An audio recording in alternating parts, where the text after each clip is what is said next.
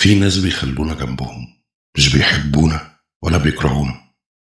هم شايفيننا فرصة بتديهم أمل في نفسهم وترضي غرورهم، فمستخسرين يضيعوها ومستنيين يخترعوا شكل للعلاقة ما يحملهمش مسؤولية تجاهنا، وفي الوقت نفسه ما يخليهمش يخسرونا ويبقى الحال على ما هو عليه.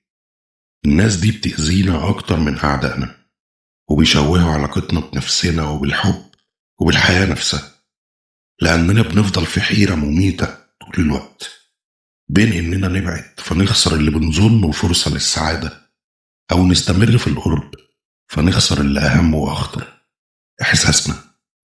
وغالبا الموقف ده بينتهي بدراما مؤلمة وانكسار حد من الطرفين. صحيح مفيش حل سحري لإنهاء الوضع المأساوي ده، لأن التعود تأثيره بيبقى أشد من الحب، وتغيير عاداتنا صعب جدا وأحيانا مستحيل.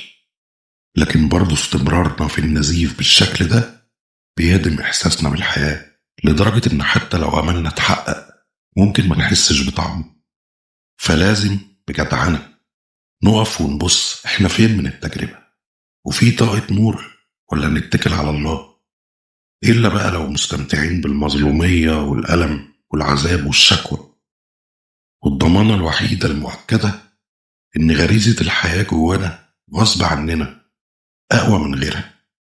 يعني حتى لو هنتعذب ونتعب شوية فهنقف على رجلينا تاني، نكمل مكسورين مخذولين بس واقفين على رجلينا. وفي يوم هنلاقي اللي يطيب قلوبنا، فخد القرار واهرب. انت تستحق حياة كاملة وحقيقية متفصلة على مقاسك، مش بواقي حياة حد تاني.